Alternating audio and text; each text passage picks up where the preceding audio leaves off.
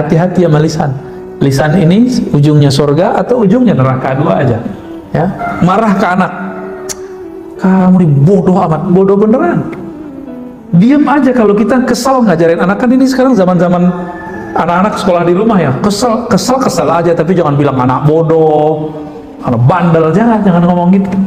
Itu bala bencana tuh.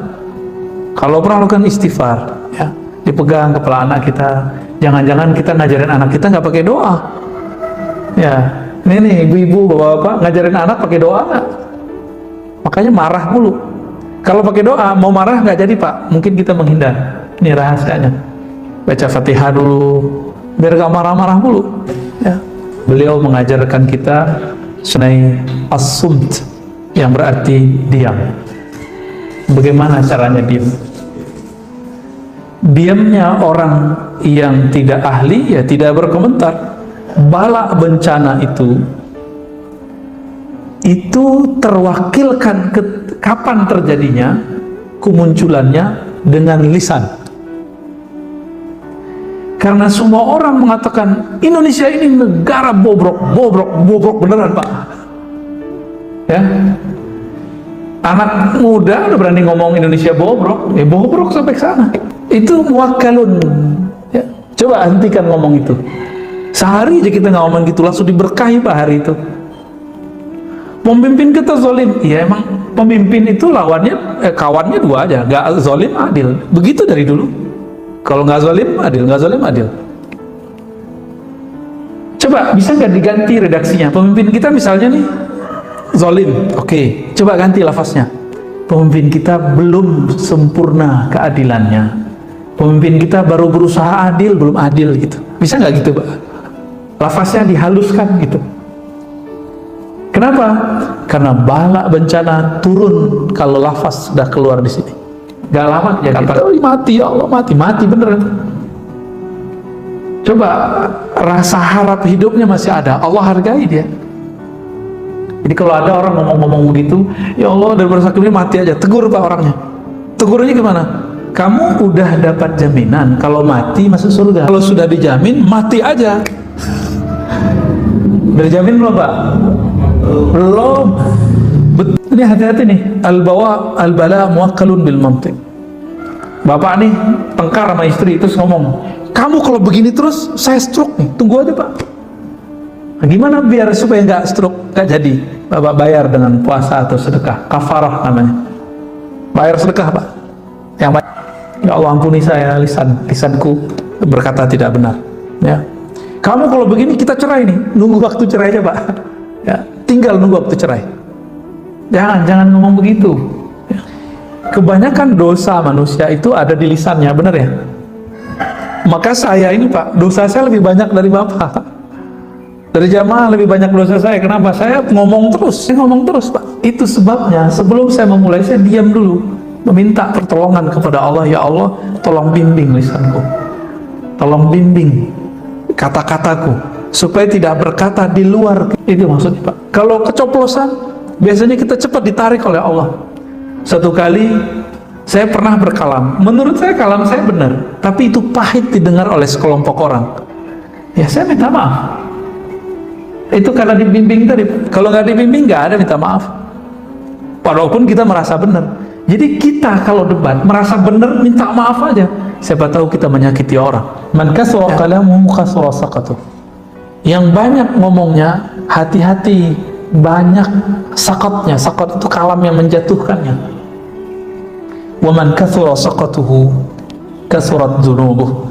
Siapa yang banyak jatuhnya, salahnya, akan banyak juga dosa yang mengiringinya. Dzunub itu bahasa Arab artinya sesuatu yang akan berakibat di belakang hari. Itu. Wa man kasurat dzunubuhu kanat an-naru aula bih. Kalau sudah banyak dosa, ya neraka yang dikejarnya. Ini bukan panitia neraka, Pak. Nabi lagi ngingetin kita, hati-hati sama lisan. Lisan ini ujungnya surga atau ujungnya neraka, dua aja. Ya.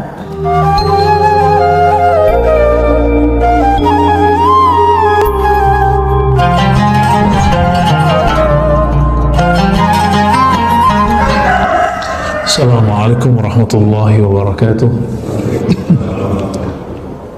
Alhamdulillahilladzi amarna bil imani wat taqwa wa amarna bi an naqul qawlan sadida. Wa sallallahu ala nabiyyina Muhammadin alladzi qala man kana yu'minu billah wal yawmil akhir falyakul khairan aw liyasmut. Amma ba'du.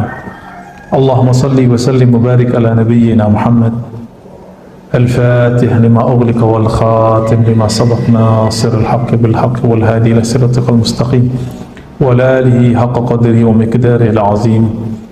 Amma ba'du. Bapak, saudara, sahabat jamaah subuh yang diberkahi Allah, banyak hari ini orang tidak hanya kena virus badan, tapi banyak yang kena virus pikiran. Mulai dari takut kena virus, takut miskin, takut kena, takut ini dan segala macam ya. Semoga rasa takut itu tetap ada di dalam diri kita, tapi kita bisa kendalikan. Jangan kemudian membuat kita putus asa kepada Allah Subhanahu wa ta'ala. Banyak hari ini orang berkomentar untuk hal-hal yang dia tidak mengerti, cuma karena seliweran di grup-grup yang ada di WA-WA-nya, lalu dia kemudian menjadikan itu bahan ceramahnya, bahan diskusinya, bahkan di-repost ulang, di-share ulang. Pagi ini, pagi yang berkah ini, Imam Muhammad ibn Abi Bakar ibn Abdul Qadir Syamsuddin Ar-Razi yang wafat tahun 660 Hijriah, beliau mengajarkan kita sunai as-sumt yang berarti diam. Bagaimana caranya diam? Diamnya orang yang tidak ahli ya tidak berkomentar. Hari ini kiai ngomongin corona ya lucu Pak. Sebagaimana dokter ngata-ngatain doa, sampai ada yang ngomong vaksin lebih baik daripada Yasin. Nah ini nggak benar. Sebagaimana ada kiai yang menghantam vaksin dengan mengatakan mending kita baca Yasin, juga sama-sama nggak benar. Ini sudah melanggar ilmunya dan dia tidak diam dalam kebodohannya. Dia berbicara dengan kebodohan. Maka dalam Al-Quran surat Al-Ahzab ayat 70, Allah Rabbuna Tabaraka wa Ta'ala berfirman, ya ayyuhallazina amanu taqullah, wahai orang beriman, hati-hatilah terhadap Allah. Saya menerjemahkan takwa begitu, hati-hati. Hati-hatilah kepada Allah, itu takwa. Wa qulu qawlan sadida, dan katakanlah kata-kata yang sadid, bukan syadid ya, sadid. Sadid pakai sin artinya tepat. Kata-kata yang tepat. Kalau nggak tepat, uskut, diem aja. Jangan komentar. Di zaman serba modern ini, kita bisa komentar lewat sosial media, benernya. Lewat Facebook, tuh ketahuan tuh umurnya Pak. Kalau Facebook tuh biasanya 30, 40, 50 tahun. Kalau yang anak-anak muda 20-an ya. Terada lagi kayak yang anak-anak lebih remaja, apalagi nama sosial medianya. Macam-macam Ustaz. Ustaz Harun antum berapa Ustaz? Udah tua ya. Jangan-jangan nggak punya IG lagi. Ada satu hadis, hadis ini walaupun tidak sampai derajatnya di bawah sahih, yaitu hasan. Al-bala'u muwakkalun bil mantiq. Bala bencana itu terwakilkan kapan terjadinya, kemunculannya dengan lisan. Karena semua orang mengatakan Indonesia ini negara bobrok beneran Pak. Ya, anak muda udah berani ngomong Indonesia bobrok, bobrok sampai ke sana. Itu muwakkalun. Ya, coba hentikan ngomong itu. Sehari aja kita nggak ngomong gitu, langsung diberkahi Pak hari itu. Pemimpin kita zalim, iya emang pemimpin itu lawannya, kawannya dua aja, nggak zalim adil. Begitu dari dulu. Kalau nggak zalim adil, nggak zalim adil. Coba bisa nggak diganti redaksinya? Pemimpin kita misalnya nih zolim, oke, coba ganti lafaznya. Pemimpin kita belum sempurna keadilannya. Pemimpin kita baru berusaha adil, belum adil gitu. Bisa nggak gitu, Pak? Lafaznya dihaluskan gitu. Kenapa? Karena bala bencana turun kalau lafaz sudah keluar di sini. Kata-kata keluar di sini. Bisa ya? Kita mau ngomong keras tapi keluarnya lembut, bisa nggak? Mau ngomong negatif tapi bahasanya positif, bisa nggak? Misalnya dokter nih, ukuran dia pasien ini umurnya 3 hari lagi. Emang dia ngomong ke ahli warisnya, gimana keluarganya? Dah, kamu diam aja, ntar 3 hari lagi paling. Emang begitu? 3 hari lagi mati, apa begitu? Gimana? Bahasa yang bagus gimana? Doain bapak ya. Ya, semoga diberikan yang terbaik. Itu aja, Pak. Itu lebih baik. Maka dalam hadis Nabi, ketika ada orang sakit keras, itu ada yang, ya Allah mati aja, saya mati aja gitu. Dalam hadis itu kejadian, Pak. Ternyata karakter itu sampai hari ini kita lihat, Masya Allah, kawan saya yang alumni Corona Delta itu cerita ya. Kita juga alumni, Pak. Tapi bukan alumni yang baru ini. Dia nggak dapat ruangan di rumah sakit dan dia menyaksikan keluhannya nggak lama kejadian. Oh, mati ya Allah, mati beneran. Coba rasa harap hidupnya masih ada, Allah hargai dia. Jadi kalau ada orang ngomong-ngomong begitu, ya Allah daripada sakitnya mati aja, tegur Pak orangnya. Tegurnya gimana? Kamu udah dapat jaminan kalau mati masuk surga. Kalau sudah dijamin mati aja. Berjamin belum Pak? Belum. Betul, orang yang mati karena taun ini salah satunya virus, itu masuk syahid kalau dia ridho. Kalau dia nggak ridho, nggak mati syahid ya. Nah, ini kabar gembira plus kabar pahitnya. Sahabat-sahabat kita, orang-orang tua kita, orang-orang ya dekat kita, tetangga kita yang meninggal karena corona ini, lalu dia ridho, dia syahid. Tapi kalau dia ngomong kayak tadi, mati aja, Tuhan kok begini amat, jahat amat. Udah, gimana orang begitu mau syahid? Ya, sakit kali Pak ya. Orang kayak gitu bukan syahid tapi sakit, sakit jiwanya, sakit ruhaninya. Nah, ini hati-hati nih, al-bala muwakkalun bil mantiq. Bapak nih tengkar sama istri terus ngomong, kamu kalau begini terus saya stroke nih, tunggu aja Pak. Nah, gimana biar supaya nggak stroke, nggak jadi? Bapak bayar dengan puasa atau sedekah, kafarah namanya. Bayar sedekah Pak. Yang baik, ya Allah ampuni saya lisanku berkata tidak benar. Ya, kamu kalau begini kita cerai nih, nunggu waktu cerai aja Pak. Ya, tinggal nunggu waktu cerai. Jangan ngomong begitu. Ya. Marah ke anak, kamu nih bodoh amat, bodoh beneran. Diam aja kalau kita kesel ngajarin anak. Kan ini sekarang zaman-zaman anak-anak sekolah di rumah ya, kesel aja, tapi jangan bilang anak bodoh, anak bandel, jangan ngomong gitu. Itu bala bencana tuh. Kalau pernah lakukan istighfar ya, dipegang kepala anak kita. Jangan-jangan kita ngajarin anak kita nggak pakai doa ya. Ini ibu-ibu bapak-bapak ngajarin anak pakai doa nggak? Makanya marah mulu. Kalau pakai doa, mau marah nggak jadi Pak, mungkin kita menghindar. Ini rahasianya. Baca Fatihah dulu, biar gak marah-marah mulu. Ya. Wa qala an-nabiy sallallahu alaihi wasallam, inna aktsara khayataya ibni Adam fi lisanih. Tabrani dan Imam Al-Baihaqi. Maknanya sahih ya, kualitasnya hasan li ghairi. Kebanyakan dosa manusia itu ada di lisannya, benar ya? Maka saya ini Pak, dosa saya lebih banyak dari Bapak.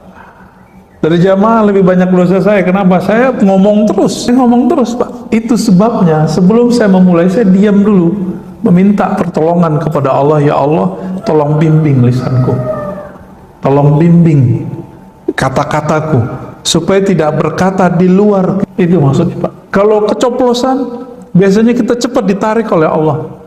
Satu kali saya pernah berkalam, menurut saya kalam saya benar, tapi itu pahit didengar oleh sekelompok orang.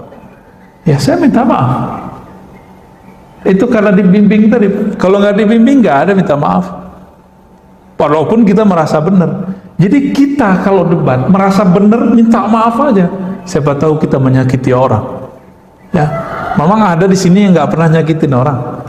Apalagi saya kajian ada 3 macam kajian saya Pak. Kajian ilmu tauhid. Itu saya nyerang orang. Tauhid ahlus sunnah kita diserang orang, ya saya serang balik dong, mempertahankan diri, mempertahankan akidah kita, manhaj kita. Boleh nggak kita dibilang sesat sama mereka? Boleh nggak kita balas? Ya boleh. Tapi ketika saya membalas ada juga yang tersinggung, ya wajar dong, dia menyinggung kita, kita balas menyinggung. Tapi saya bukan berniat menyinggung, saya berniat menyentuh. Cuma beberapa memahaminya saya keras. Enggak, saya enggak bermaksud begitu. Kita enggak menyimpan kebencian apapun dalam diri kita, karena cukuplah sebagai sumber yang kalau Allah pandang Allah benci ngelihatnya. Ngapain kita menyebar kebencian lagi? Ya, kritik masa enggak boleh? Emang kalau orang kritik kita berarti dia benci atau sayang, Pak? Bapak kalau dikritik orang, itu artinya orang itu benci sama kita apa sayang sama kita? Jangan-jangan sayang sama kita. Kita yang salah paham. Ya. Nah, kebanyakan orang, nah ini dosa, makanya dosa paling banyak nanti ada di para khutbah, para orator, termasuk saya ini Pak. Apa buktinya? Coba lihat hari ini di YouTube, di sosial media, di TV, orang perang opini dengan lisan, benar ya?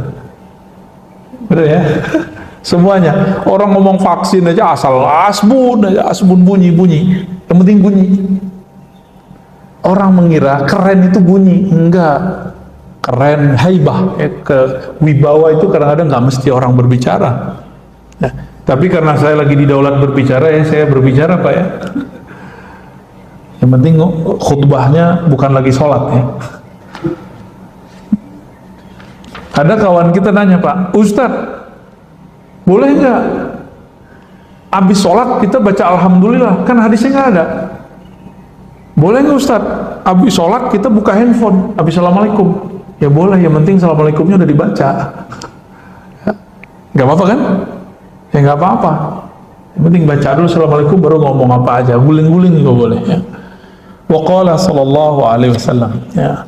Berkata baginda Nabi Muhammad SAW, hadis ini riwayat Tabrani, man kasura kalamuhu kasura saqatuh.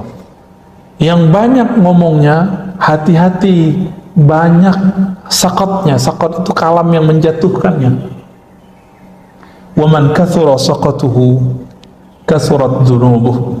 Siapa yang banyak jatuhnya, salahnya, akan banyak juga dosa yang mengiringinya. Dzunub itu bahasa Arab artinya sesuatu yang akan berakibat di belakang hari. Itu.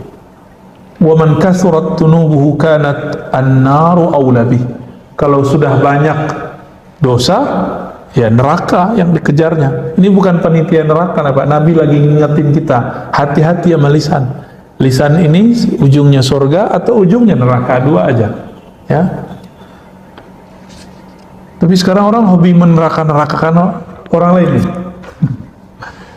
Yang paling lucu itu Pak, kajian antum yang di sini, tapi kajian saya itu dipotong, terus ada yang komen. Komen itu disampaikan ke saya.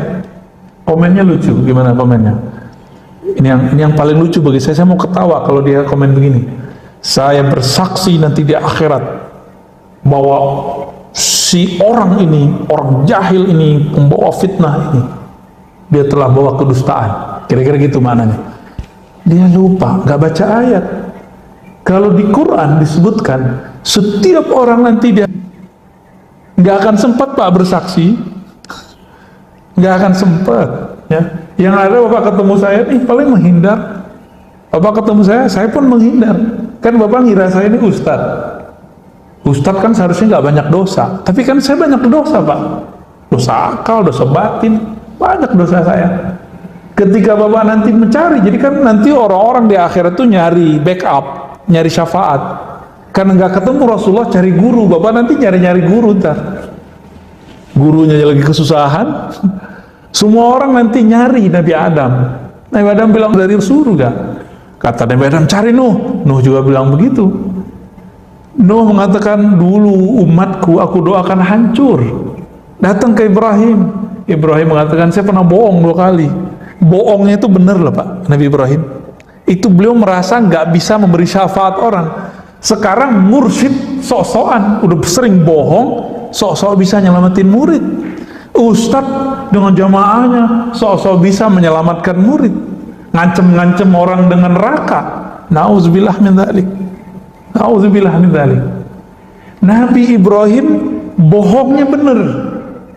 Itu beliau malu untuk membantu umat manusia. Lalu kita siapa? Dengan dosa-dosa yang kita lakukan setiap hari, melihat handphone, melihat dunia, melihat TV, mikir yang nggak benar, ngomong, komentar yang nggak jelas. Terus antum bisa mau selamatin orang? Ya, mau ustadz kayak, mau kiai kayak, mau habib kayak, sama. Sama semua. Hatta Nabi Isa, hatta Nabi Musa, apa kata mereka? Fa'tu Muhammadan, datanglah kepada Muhammad. Makanya Nabi Muhammad ngomong, Anal Fatih, akulah yang menutup. Maka muncullah salawat, namanya salawat Al-Fatih. Itu dari situ tuh hadisnya. Jangan dikira itu bid'ah ya. Salah satu salawat favorit saya setelah salawat Ibrahimiyah yang kita baca dalam salatnya, dalam tasyahud.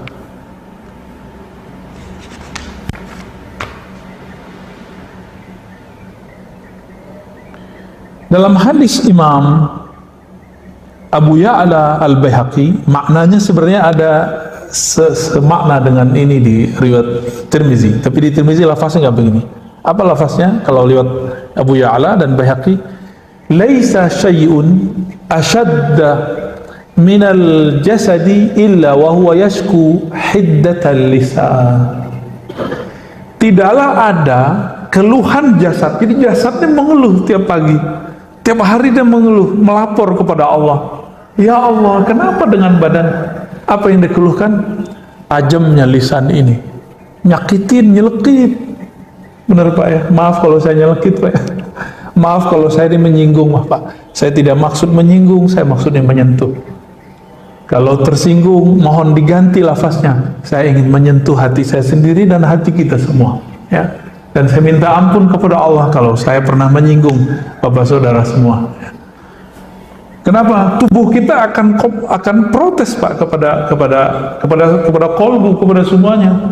Apa katanya? Wahai lisan, tolong kamu jaga. Dalam hadis Imam Tirmizi itu tubuh, tangan ngomong, punggung ngomong, badan ngomong, semua ngomong. Wahai lisan, kami ini jaminannya adalah engkau. Tolong jaga kalam engkau. Itu kalau di hadis Imam Tirmizi. Ya. Maka hadis yang sering kita dengar, ini pedas sekali Rasulullah ngomong, man kana yu'minu billah wal yawmil akhir falyakul khairan aw liyasmut. Hadis sahih ya, hadis sahih Bukhari. Kalau kamu memang percaya kepada Allah, beriman kepada Allah, percaya kepada hari akhirat, maka katakan yang baik atau diam. Ini orang nih di masa pandemi ini ngamalin hadis ini aja beres Pak, sebenarnya beres ngurus negara. Tapi politisi kan nggak mau, dia ingin menari, ingin meraup suara. Ketika lagi kacau begini dia menarik ya, ingin komentar. Belum lagi buzzer ya, buzzer kita bingung nih, buzzer siapa nih, buzzer A apa buzzer B, sampai kita bingung Pak. Cuma saya alhamdulillah belajar juga fikih jurnalis. Nah, itu kita tahu tuh ya model-modelnya, dia arahnya kemana, tujuannya kemana. Jadi kalau ada buzzer-buzzer yang nggak saya tertarik, saya skip aja Pak, karena ujungnya sudah jelas ya. Baik. Rahimallahu imra'an sakata fasalima wa qala khairan faghanima. Ya. Ada suatu ungkapan dalam riwayat Dailami, rahmat Allah semoga tercurahkan kepada seseorang yang diam sehingga dia selamat, atau dia berkata yang baik sehingga dia mendapatkan manfaat ya. man samata naja wa man najatu qala ihfaz alaika lisanak wabki ala khati'atik.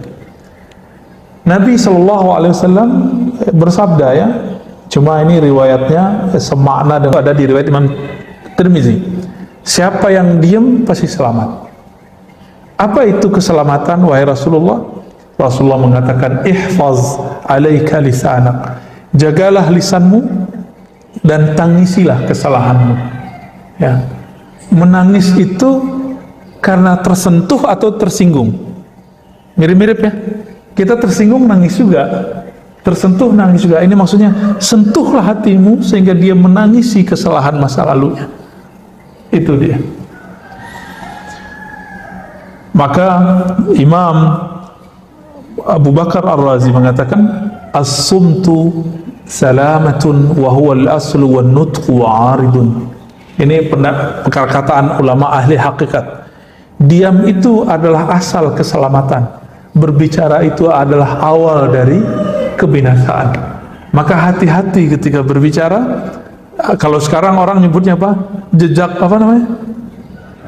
Jejak digital, ya. Ya Allah salimna, semoga Allah selamatkan kita, ya, amin. Maka saran kepada diri kami dan teman-teman santri mahasiswa, jangan berfatwa dulu, jangan berkomentar terhadap suatu isu keagamaan dulu sampai kita matang di bidang itu, sehingga orang nanti jika track kita dicek, ini kalau bahasa hadisnya ditakhrij, dicek ini orang berubah-ubah nggak, ketahuan Pak, nanti konsisten nggak dia, nanti ketahuan. Ini digoda dikit sama ini berubah, digoda ini sama ini berubah. Ada yang berubahnya per minggu. Tadi bilang bid'ah, tadi bilang haram, karena kemudian didesak orang nggak bilang haram. Lagu Indonesia Raya, ya. Ada yang ketawa nih. Ini bukan mau menyinggung, ini menyentuh, ya. Kalau sebelum ngomong, pikirkan dulu, jangan ngomong dulu baru mikir. Gitu maksudnya, matengin dulu bahan kita baru komentar. Makanya sebenarnya Pak, ini mohon maaf ya, dulu guru kami Imam Besar Istiqlal yang lama, Kiai Alim Soleh Yakub, itu paling nggak suka tanya jawab langsung itu. Tapi sekarang kan zamannya harus tanya jawab langsung. Itu juga sebabnya kalau tanya jawab langsung ini berbahaya, nggak usah dijawab. Bukan berarti si Ustadz nggak bisa jawab, dia bisa jawab, tapi kalau berbahaya nggak usah dijawab. Gitu. Ya, membahayakan dirinya, membahayakan pendengarnya, membahayakan jamaahnya, nggak usah dijawab. Wala taqfu ma laysa laka bihi ilm. Kalau kamu nggak betul-betul paham, nggak usah komentar. Gitu. Ntar berubah lagi. Ya. Dulu ada seorang ustadz mengatakan apa? Haram pakai Sayyidina. Yang bilang Sayyidina Muhammad itu dia lebih pintar, lebih mulia dari Rasulullah. Bulan depan ganti Pak. Karena ada yang bertanya, mungkin mendesak, saya nggak tahu, berubah. Dia nggak memikirkan dulu sebelum berfatwa. Kok harus ada orang negur dulu gitu? Ya. Waqtalafan nas fi tafdili ahadima. Sebenarnya lebih afdol diam atau berbicara kebaikan. Kira-kira nih kalau saya duduk di sini, bagusnya saya diam atau ngomong Pak? Serius? Boleh nih saya ngomong deh. Jadi kalau posisi saya di sini nih, bagusnya saya ngomong apa? Diam. Ngomong apa? Khairan. Khairan itu artinya dua Pak, ya. Pertama, pilihan kata terbaik. Yang kedua, khairan itu yang, kalau tadi pilihan, sekarang yang terbaik terpilih. Kalau tadi kita pilihin, sekarang akhyar, yang terbaiknya itu khairan.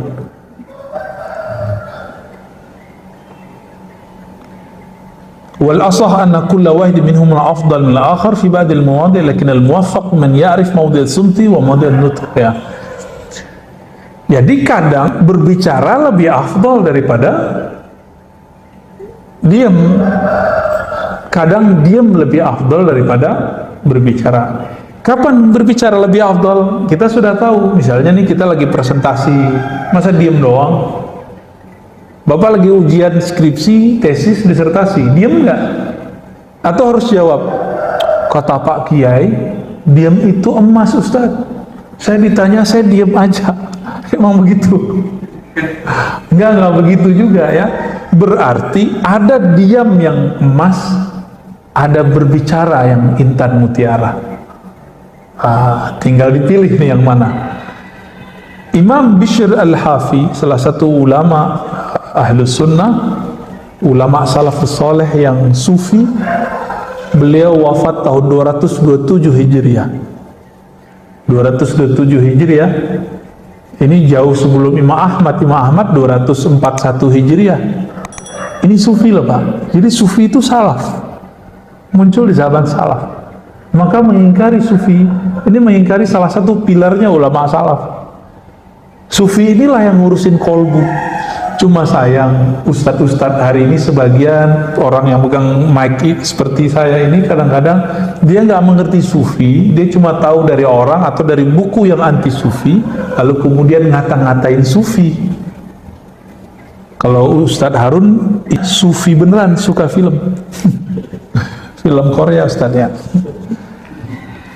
Apa kata Bishr al-Hafi? Beliau meninggal hari Rabu ya, Muharram tahun 227 ya. Kata beliau, "Idza a'jabaka al-kalam faskut, wa idza a'jabaka as-sukut fatakallam." Saya ingat, saya dengar kalam ini dari guru saya tahun 2008. Ulama Damaskus namanya Dr. Badi Sayyid Al-Laham, guru hadis kami. Ya, guru dosen hadis kami. Apa kata beliau? Kamu kalau kayaknya megang mic itu kayaknya kecanduan. Kan ada orang kalau udah megang mic itu susah berhenti ngomong Pak. Mau ngomong terus ya. Kalau kayak ketemu mic tuh kayak mau makan mic tuh, kayak anak kecil lagi makan permen tuh. Faskut, diem gitu. Nggak enak dilihat orang. Maksudnya apa? Jika kamu bernafsu dalam kalammu, diamlah kamu. Jika kamu takjub ketika kamu ngomong, oh keren ya saya ngomong, diamlah engkau. Dibalik, jika diammu membuat kamu merasa baik, merasa pintar, merasa lebih suci, berbicaralah. Ini yang disebut dengan mukhalafatul hawa, melawan tarikan hawa nafsu. Dia mengajak kita ke kiri, kita tarik dia ke kanan. Dia ngajak ke kanan, kita tarik dia ke kiri. Oh, contoh paling gampang, subuh barusan, maunya kan tidur Pak ya di rumah. Oke, sholat di rumah aja deh, kan gitu. Nggak mau jamaah di masjid. Kira-kira nih sepakat nggak Pak? Imunitas kita naik kalau kita jalan kaki, benar nggak? Dan jalan kaki yang paling ringan, pergi ke masjid. Jadi kita nggak ngerasa kita olahraga, tahu-tahu jantung kita udah kuat aja. Ya tinggal jaga jarak tuh ya susah amat. Oh saya Ustadz, saya di rumah aja. Ya di rumah aja kalau olahraga nggak apa-apa. Tapi kalau dia makan, yang ada penyakit bertambah. Karena ada fil maidah. Penyakit itu banyak masuk lewat perut. Kemudian lewat nafas. Ya. Kalau kita kurangin dia, maka akan kurang resikonya. Kita bakarlah lemaknya dengan jalan kaki. Saya juga heran ya, kalau dokter yang ngomong biar jantung kuat no jalan setengah jam sehari, kok patuh gitu ya? Karena ingin tubuhnya yang mau hancur ini, yang mau dimakan cacing ini mau dimakan cacing. Tubuh antum kali ya, tubuh kita nggak tahu deh, semoga tidak ya. Ini mau masuk tanah, mau dirawat-rawat, mau disayang-sayang, ya selesai. Ketika guru mengatakan, jamaah, wahai murid, bangunlah jam 3, bangunlah setengah 4, sholat 2, nggak ada tuh, cuma 1-2 yang ngamalin. Minimal kalau enggak, yaudah sholat witir 1 rakaat sebelum subuh berangkat ke masjid. Kalau enggak sholat di masjid karena mungkin lagi isoman atau karena takut dengan PPKM, ya sudah sholat di rumah berjamaah dengan keluarga. Tapi siapa yang melakukan itu? Enggak, ternyata kita lebih mendahulukan kalam-kalam dokter fisik daripada dokter rohani. Ya. Wa qala Luqman li ibnihi, "Law kana nutqu fidda lakana sumtu zahaban." walaqad nadidtum 'alal kalam miraran wa lam andimu 'ala sukut marrah wahidah. Luqman ini menurut Bapak ulama atau nabi? Nabi, betul Pak. Ini kalau saya ada kitab satu lagi saya kasih Pak. Wah, nggak ada satu kitab lagi nih, nanti lain kali lah aneh kasih kitab. Antum bisa bahasa Arab Pak? Mau Indonesianya aja ya?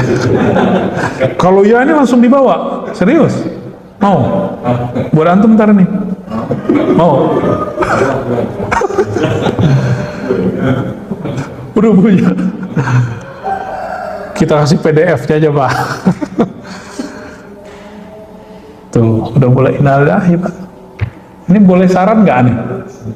Kalau baca innalillahi jangan kayak gitu. Bikin nyesek dada Pak. Terutama yang sakit.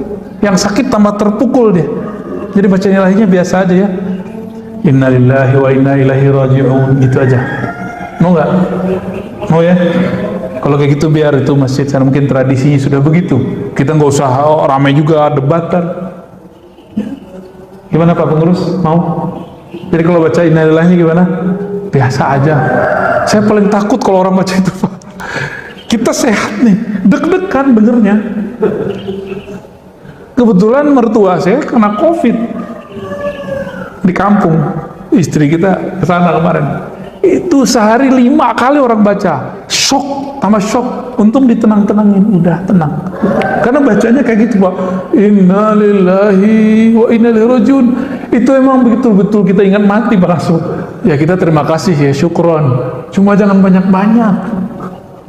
Obat itu kebanyakan jadi racun. Itu kan obat supaya kita ingat mati. Dia sudah sakit. Di mana-mana orang sekarang banyak yang kena corona. Dia lagi terpuruk, ngos-ngosan, dengerin begini, mati aja. Nggak sembuh-sembuh nanti. Tuh, kayak gitu diulang 2 kali kan? Itu masih mending Pak, di tempat saya. Itu 15 menit satu orang. Disebutin keluarganya, waduh, Masya Allah. Ya. Mending kalau meninggal 1, meninggal 5. Bisa 5 jam nih ngomong. Tapi begitu tradisi, saya nggak akan mengingkari juga tradisi mereka. Tapi kalau masjid ini, masjid orang-orang yang teredukasi dengan baik, ayo perbaiki ya. Kemarin-kemarin gimana? Begitu nggak? Nggak ya? Kalau perlu nggak usah diumumin. Zaman-zaman COVID Pak, nggak usah diumumin kalau perlu. Cukup lewat WA aja. Karena itu menyesakkan sekali untuk orang-orang yang sakit. Kalau bagi kita sih kabar penting, tapi kalau bagi orang-orang yang sedang sakit ini betul-betul menyesakkan dada bagi mereka. Ini bagian dari diem nih. Ya. Mohon maaf ya, bapak-bapak yang sering baca. Luqman sebenarnya beliau seorang nabi. Jadi gini rumusnya. Di zaman sebelum Nabi Muhammad, siapapun yang diberi ma'rifatullah pasti nabi. Tapi kalau cuma diberikan wirid, suka ibadah, belum tentu nabi. Sama sekarang, kalau ada orang diberikan ilmu mengenal Allah di kolbunya, pasti wali. Kalau dia cuma rajin ibadah, belum tentu wali. Orang soleh aja. Tapi orang soleh kan bisa tergelincir lebih parah. Ada seorang soleh, alim, tapi tidak bermakrifat. Didatangi oleh orang yang suka membunuh. Yang dia bunuh udah 99. Masih ingat kisahnya? Apa kata dia? Ente udah bunuh 99 orang. Nggak ada. Dia putus rahmat Allah, padahal Allah tidak pernah memutus rahmatnya. Orang ini ntar kaget Pak kalau masuk neraka. Yang dia kata-katain masuk neraka, masuk surga. Yang bunuh dia siapa nih? Si Al-Bojo ini. Siapa antara yang masuk surga? Yang bunuh dia, karena dia ada harapan pengen kembali. Maka kepada diri kita, diri saya yang bermaksiat, diri kita yang bermaksiat, jangan putus asa. Jangan putus asa kepada Allah Subhanahu wa ta'ala. Kata Sayyidina Luqman kepada anaknya, laukana nutku, seandainya dia ngomong itu koin perak ya, lakana sumtu zahaban, maka diam itu adalah koin emas. Walaqad nadimtu 'alal kalam miraran wa lam andimu 'ala sukuti marratan wahidah. Nadima yandalan andam 'ala sukuti marratan wahidah. Aku sering menyesali kalamku berkali-kali. Ngomong sekali, nyeselnya berkali-kali. Pernah nggak? kok saya ngomong gitu ya, benar nggak? Dan orang yang banyak ngomong bukan pada tempatnya, dia akan ngomong gini, aduh gimana? Nah, dulu awal-awal saya khutbah Pak, awal-awal saya ceramah, kadang-kadang yang belum pantas kita bicarakan, itu selesai khutbah atau ceramah, itu kepikiran dulu, ya Allah, kenapa saya ngomong begitu? Ternyata kita lupa rumus-rumusnya. Sebelum ceramah, minta perlindungan dulu kepada Allah, minta bimbingan Allah Subhanahu wa Ta'ala. Koneksikan hati kita dengan kecintaan kepada Rasulullah, kepada ulama-ulama waliullah, baru kemudian kita ngomong. Semoga dalam bimbingan Allah Subhanahu wa Ta'ala. Dan aku tidak pernah menyesal dari diamku, ini kata beliau, ya.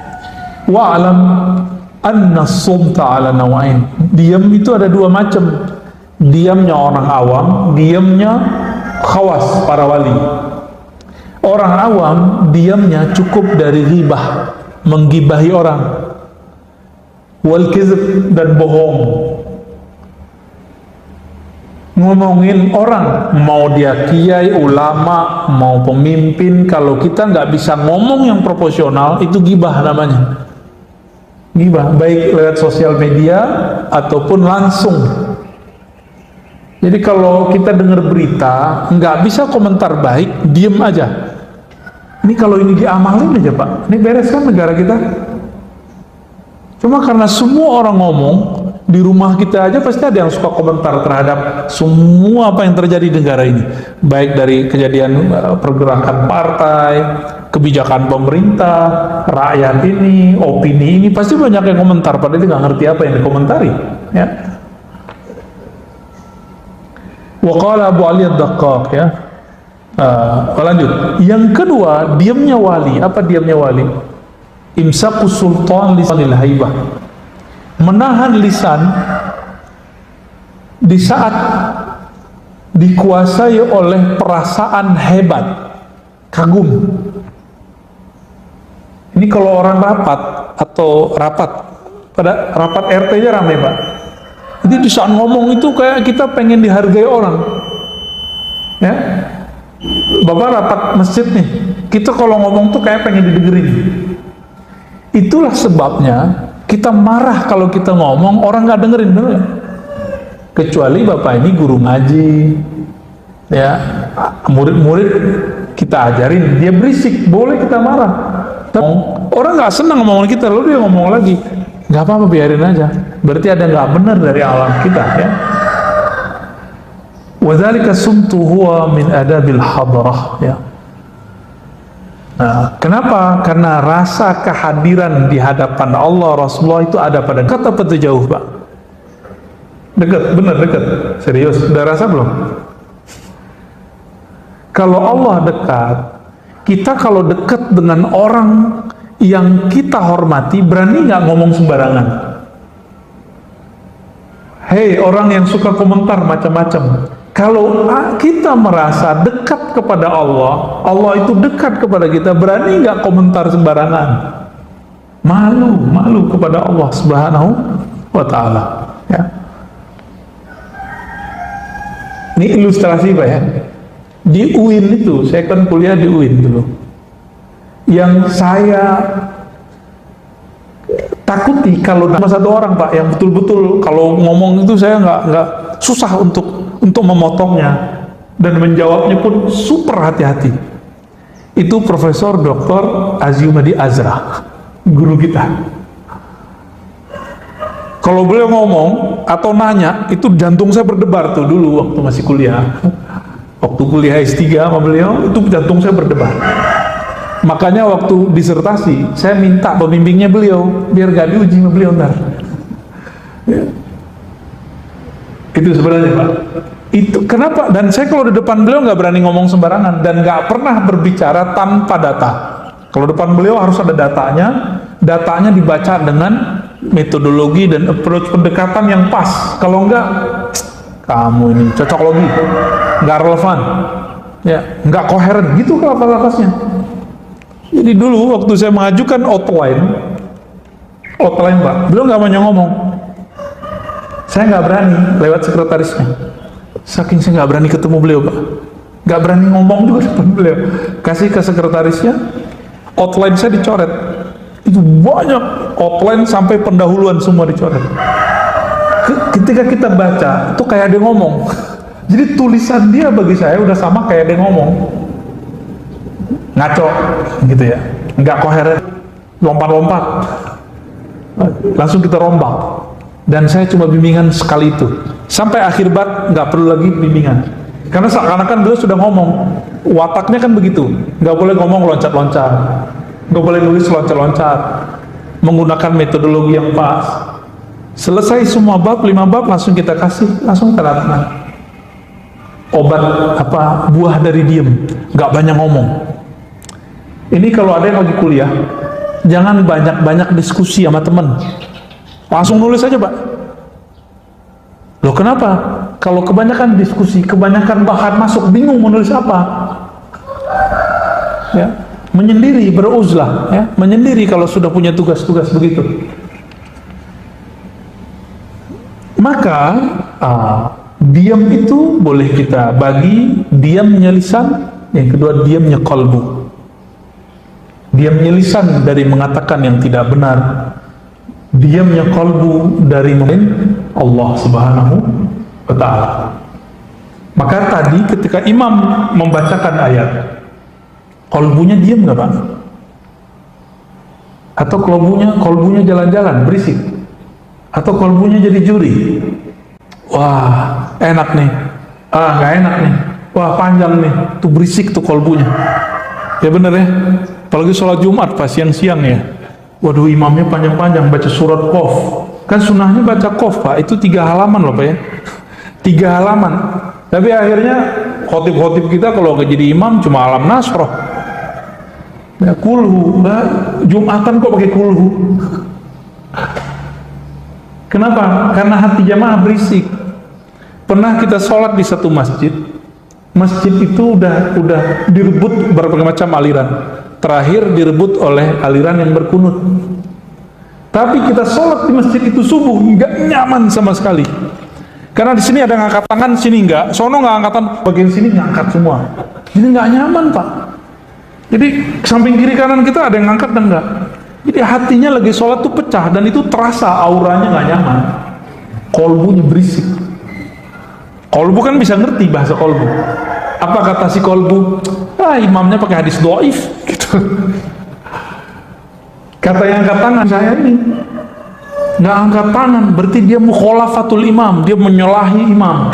Kan berisik itu hati mereka, sama-sama berisik. Habis itu saya nggak mau datang lagi, cuma 2 kali aja ke sana. Pertama telat, kita nggak tahu. Yang kedua kita tahu. Masya Allah, nggak nyaman sama sekali.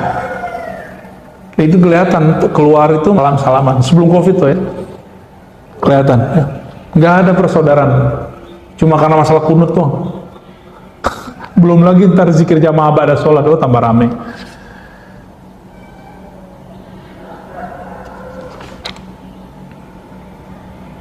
Marido Pak. Ini bagian terakhir nih. Apa beda tawakal sama ridho? Tawakal itu sumtu qalbihi an talabi rizki. Orang tawakal itu dia ngerti Allah itu ngasih rezekinya, time-nya sudah jelas. Maka dia diam, nggak ngeluh. Sumtu qalbihi, diam kolbunya dari menuntut. Ini contoh, Bapak belum diam nih. Ustadz, saya udah doa, tapi kok belum dikabulkan, berarti kolbunya belum? Kapan ya? Berarti kolbunya berisik gitu. Kedengeran nggak sama telinga kita? Enggak, tapi kalau orang yang punya kolbu tahu. Kok bisa? Bukan ini tawalam gaib Pak. Kita kalau ada orang senang sama kita, kelihatan kolbunya terasa. Apalagi Allah kan memandang kolbu. Jika ada kolbu orang mengeluhkan, ya Allah, kapan ya Allah, kapan, itu bagi Allah berisik. Allah tuh nggak suka denger. Betapa sukanya kita dengan hal yang berisik-berisik yang membuat Allah tidak suka itu. Ya. Jadi udah tawakal belum nih? Doa udah. Habis doa, usaha udah. Kolbunya coba didiamkan. Jangan nuntut lagi, udah jalani aja. Lalu ridho apa di atasnya?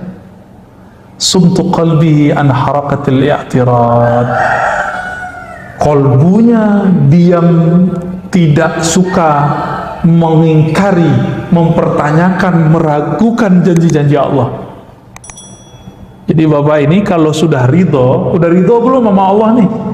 Nuntut corona selesai atau nuntut Allah ridho kita dalam corona?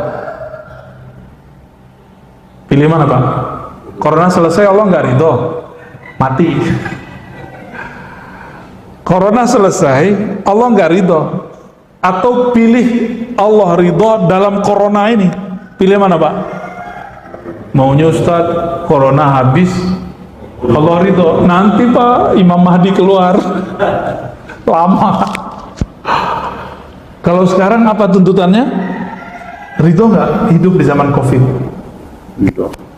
Oke, maaf, antum umur berapa?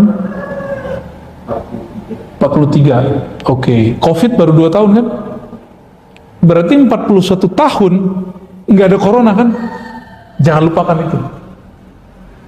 Bernostalgia nggak berangkat kerja macet-macet? Sekarang nggak kan? Nggak terlalu lah, dikit doang karena ada penyekatan. Jadi penyekatan ini aneh juga Pak ya. Orang biasanya lancar, ini malah jadi serba salah ya. Kitanya salah, entah mereka yang salah ya. Wah ini masih banyak ini. Cukuplah ya. Al-arif idza takallama malak wal muhibbu idza takallama halak. Silakan diartikan sendiri yang bisa bahasa Arab. Ya kira-kira itu Ustaz. Ada yang mau diskusikan? Banyak sebentar. Ya. Ucapan itu kan cermin dari hati. Ya. Kalau kita ingin mengelola ucapan kan harus mengelola hati. Tadi Ustaz sudah beberapa kali menyampaikan kiat-kiatnya, antara lain adalah positive thinking tadi, terus kemudian tidak memelihara kebiasaan spontanitas. Kepikir ngucap. Yang ketiga tadi memperbanyak referensi dulu. Iya. Nah, kiat-kiat apa lagi yang bisa kita terapkan agar kita bisa?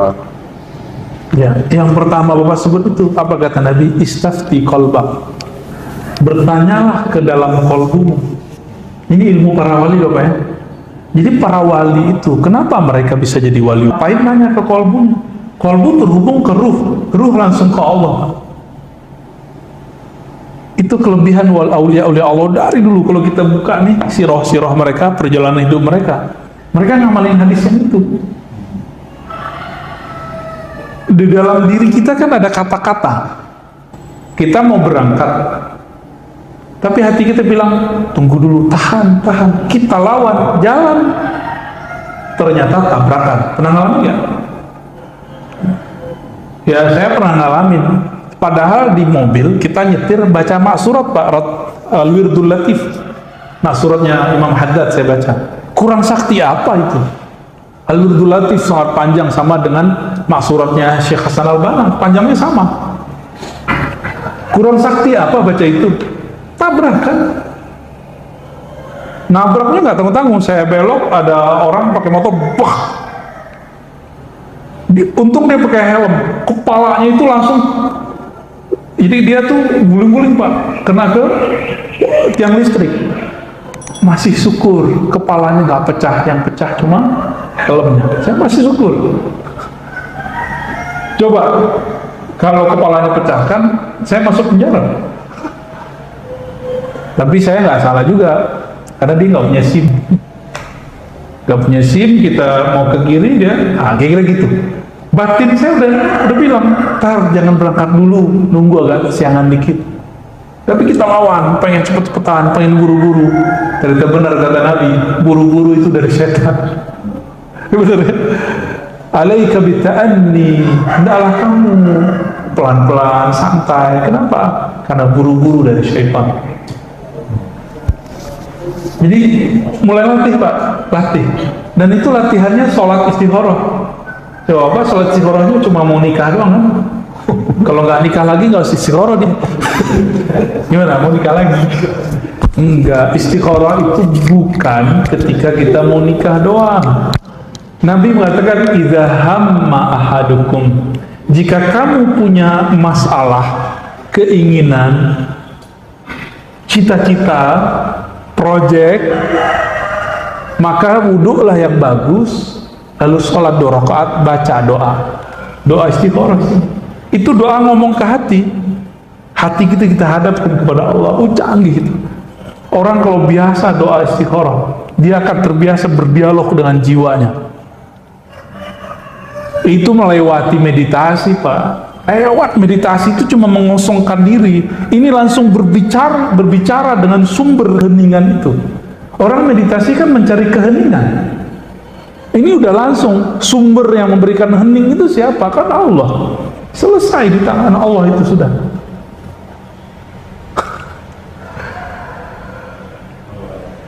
Ya, udah cukup. Waduh, antum mau nambah? Nah ini Ustaz, kalau dosa yang mulut itu kan dikawal dengan Tuhan bagus ya. Terus kalau jari itu gimana Ustaz? Itu sama nggak dengan Kalau kolbu itu punya makna, diterjemahkan oleh lisan. Karena dulu sosial media itu cuma ngomong, orang Arab kan pakarnya ngomong, maka mereka bisa mengubah kalam dengan syair-syair yang indah. Sekarang lebih canggih.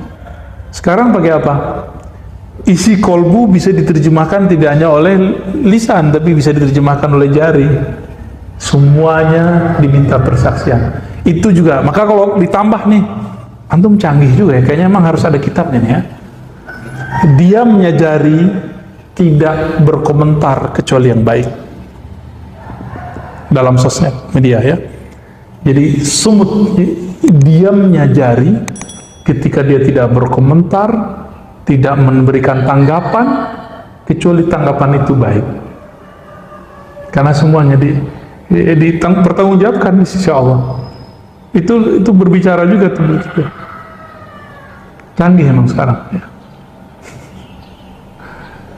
Kalau Nabi Musa hidup tuh, Nabi Musa juga bingung. Ini kalian bisa ngomong jarak jauh ya?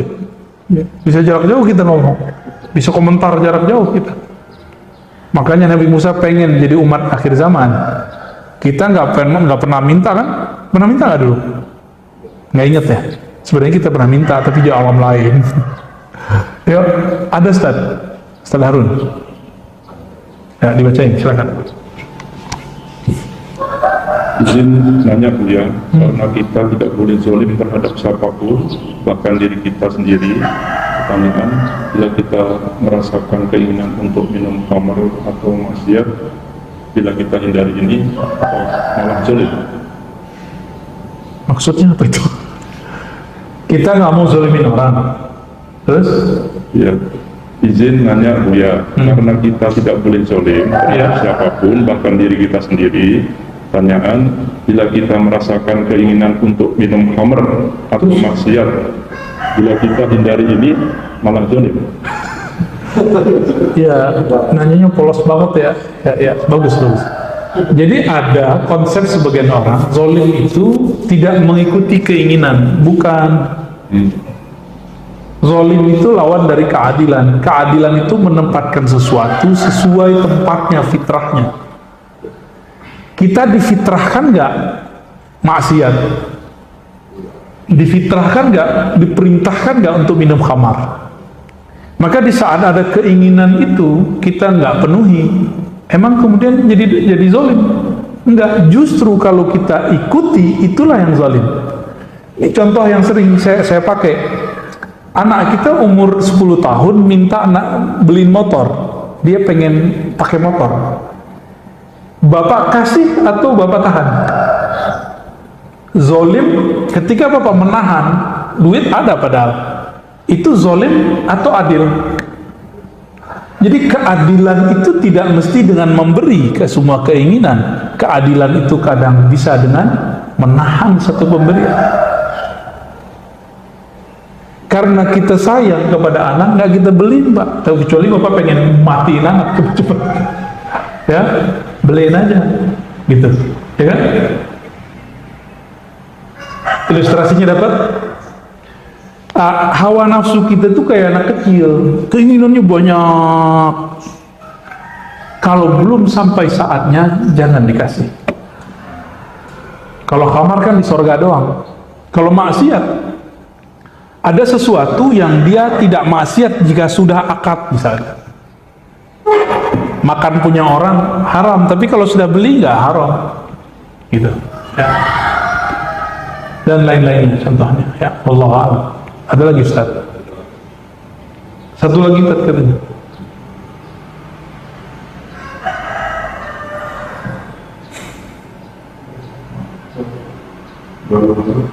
Ya. Cara mengetahui kabar umum yang dari Allah atau dari syaitan, bagaimana kalau semua kabar itu kelihatannya baik? Kabar ya? Gimana pertanyaannya? Memahami kabar yang masuk ke kolbu dari Allah itu bukan? Oh, oke. Baik. Kolbu yang berzikir kepada Allah pasti yang masuk ke dalamnya nur. Tapi kolbu yang isinya kelalaian kepada Allah pasti masuknya dari syaitan. Maka perhatikan di saat sinyal-sinyal itu masuk, kita lagi zikir atau kita lagi mikir. Kita lagi zikir atau lagi mikirin dunia. Kalau lagi mikirin dunia, walaupun casingnya casing akhirat, itu tidak baik. Jangan diambil. Ya. Itu indikatornya. Dari mana itu? Dari hadis Imam Ahmad, hadis Imam Tirmizi. Setan itu dan malaikat mempunyai belalai khusus ke kolbu. Jika dia zikir, maka belalai malaikatlah yang ada, sayap malaikatlah yang muncul. Jika tidak, maka belalai si iblis syaitan lah. Bukan belalai lagi ya. Kalau lagi banyak nyamuk nih, kenapa nih? Dia kan bisa nyuntikin tuh. Nah, suntikan itu tuh apa namanya tuh? Sumut. Itu. Sumut. Jadi sumutnya syaitan itu bisa nembus ke kolbu kalau kolbu tidak ada pertahanan namanya zikrullah. Ya. Karena kita tidak mampu zikir setiap saat seperti baginda Nabi, maka kita minta perlindungan kepada Allah pagi dan sore. Apa perlindungannya? Ya muqallibal qulub, wahai yang membolak-balik hati, tolong tetapkan hati kami dalam agama-Mu, taat kepada, supaya gak kemasukan. Jadi walaupun nih saya pegang kitab Pak, saya duduk di masjid, saya duduk di mimbar ngomong pakai ayat Quran, tapi kalau saya tidak berlindung kepada Allah dan minta bantuan Allah, kalau saya berceramah, ceramahnya akan berisi kalam-kalam syaitan. Kalau nanti mirip-mirip kayak binatang buas, tapi pakai dalil, itu aja bedanya. Agak soleh dikit pakai dalil, galaknya berdalil Pak. Nah, kita nggak mau begitu ya. Kita maunya ya sesuai dengan kepentingan kolbu itulah.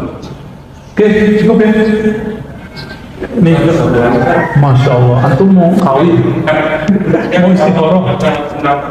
Kalau kemungkaran, banyak kemungkaran terjadi karena dia melakukan yang baik. Oh, itu beda lagi. Ya, tar dulu kita terjemahin dulu. Mungkar artinya apa? Ini pertanyaannya bagus nih. Kemungkaran banyak terjadi karena diamnya orang-orang soleh. Oke, semangat ya. Ini kalam benar, tapi jangan ditaruh di tempat yang tidak benar. Untuk membenarkan salah satu sikap beberapa orang dan kelompok yang tidak sesuai juga dengan kema'rufan. Munkar lawannya ma'ruf. Apa arti ma'ruf? Dari kata arafah, sesuatu yang diketahui bahwa dia baik, itu ma'ruf namanya, pantas. Lawannya munkar, yang diingkari kebaikannya. Paham sudah? Maka sesuatu yang diingkari kebaikannya, munkar itu ada prosedurnya kalau ingin mengingkarinya. Dan pengingkaran terhadap kemungkaran itu caranya dengan taghayyur, bukan dengan halak, penghancuran. Man ra'a minkum munkaran falyughayyir biyadihi. Ini berarti kan lafaznya, ini lafaz orang nggak perhatiin bener-bener. Orang maunya ngancur-ngancurin aja. Siapa yang melihat di antara kamu kemungkaran, sesuatu yang tidak terlihat ada kebaikan di dalamnya, falyughayyir, rubahlah tidak ada kebaikan menjadi baik. Yughayyir, rubah, ghayyara, yughayyiru taghyiran. Bukan hancurkan lafaznya. Dirubah, Pak. Bisa nggak ngerubah itu? Kalau yang kita bayangin apa? Siapa yang melihat kemungkaran, hancurkan, gitu kan? Enggak begitu. Kemungkaran itu yang dirubah kemungkarannya atau pelaku kemungkarannya. Antum nih, ada tempat orang mabuk-mabukan, terus hancurin botol-botol. Emang begitu? Enggak begitu. Yang minumnya dan yang punyanya yang dibenerin. Itu yang disebut yughayyir, merubah. Gimana caranya supaya orang berubah tapi dia nggak tersinggung dan dia nggak merasa tersiksa? Itu yang disebut ma'ruf. Makanya jangankan ayat hadis tadi ya, di surat Luqman ketika ada orang tua kita yang berbeda keyakinan dengan kita, apa kata Allah? Wasahibhuma fid dunya bil ma'ruf. Bersahabatlah, sikapilah, tanggapilah orang tuamu yang beda keyakinan itu dengan ma'ruf, dengan yang sepantasnya, yang menurut orang baik. Anak kalau ke orang tua gimana bagusnya? Ma'ruf namanya. Itu artinya ma'ruf. Jadi ini hemat kita nih ketika merenung Nabi SAW. Siapa yang melihat kemungkaran yang tidak ada nilai kebaikan di dalamnya, maka rubahlah. Falyughayyirhu. Siapa yang dirubah? Pelaku kemungkarannya. Kecuali sudah mentok, baru dia nggak mau, baru kemudian menggunakan kekuasaan untuk menghancurkan tempat itu. Dan kita lihat ya, di apa namanya, Gang Doli dulu ya di Surabaya. Itu caranya kan sangat ma'ruf. Orang-orangnya diberikan skill, nggak ada pengusiran, penghancuran, nggak ada. Digiring-giring, diseret-seret, nggak ada. Bubar dengan baik, dengan ma'ruf, gitu. Ada seorang wali masuk, Pak, ke tempat lokalisasi itu. Dia pesan perempuan paling cantik, dia pesan kamar paling mewah di tengah-tengah, jadi dicari mana-mana tempat yang tengah. Masuklah ke kamar berdua sama yang cantik itu. Dia wali nih, penyamar. Sampai di dalam, dia nggak pegang, nggak sentuh sama sekali sih. Kalau kita nggak langsung serobot kali Pak ya. Iman kita lemah Pak, nggak kuat kita. Cuma wali-wali tertentu yang bisa. Malah dia sholat. Dia sholat 2 rakaat, bermohon, nggak tahu apa yang diminta. Habis itu dia keluarkan uang, tambahan tips, padahal tadi udah dibayar. Tambahan tips yang gede sekali untuk si perempuan. Perempuan itu bingung, kenapa saya jadi jamah? Malah nangis. Apa saya jelek? Enggak, kamu nggak jelek, kamu cantik. Tapi saya dapat tugas di sini. Akhirnya perempuan itu minta dinikahi. Yang nggak dinikahi, dia kan cuma tugas doang. Tugas untuk sholat di situ. Nggak lama setelah itu bubar itu Pak, lokalisasi. Itu namanya ya, cara yang ma'ruf. Habis itu Allah ilhamilah orang-orang yang berkuasa di tempat itu, lalu mendapat kekuatan yang nggak tahu datang dari mana, lalu bisa menghabiskan orang-orang yang atau berkomunikasi dengan baik dengan backing-backingnya. Udah terpinggirkan semua. Tuh cantik, nggak ada korban, nggak ada yang menderita. Walaupun kemudian ada yang teri-terinya ngeles ya, dia balik lagi ke dunia hitam. Ya, di dalam kalbu kita ada kehitaman, nggak usah tuduh-tuduh orang hitam lah. Ya. Itu ma'ruf. Jadi yang dirubah siapa? Orangnya. Hancurin bangunannya, orangnya nggak dibenerin. Dia buat bangunan baru nggak? Gitu. Itu maknanya. Jadi jangan senang dulu untuk kita masuk gerbek ini, gerbek enggak. Saya nggak sepakat itu ya.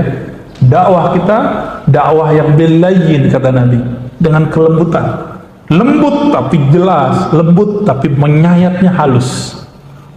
Semoga dakwah-dakwah kita diridai oleh Allah Subhanahu wa taala, dan dai-dai ulama-ulama yang sedang berjuang Allah ridai Allah ampuni jika salah, Allah bimbing kepada jalan yang diridhoinya. Amin ya rabbal alamin. Subhanakallahumma wa bihamdika asyhadu an la ilaha illa anta astaghfiruka wa atubu ilaik. Allahumma shalli ala nabiyyina Muhammad. Assalamualaikum warahmatullahi wabarakatuh.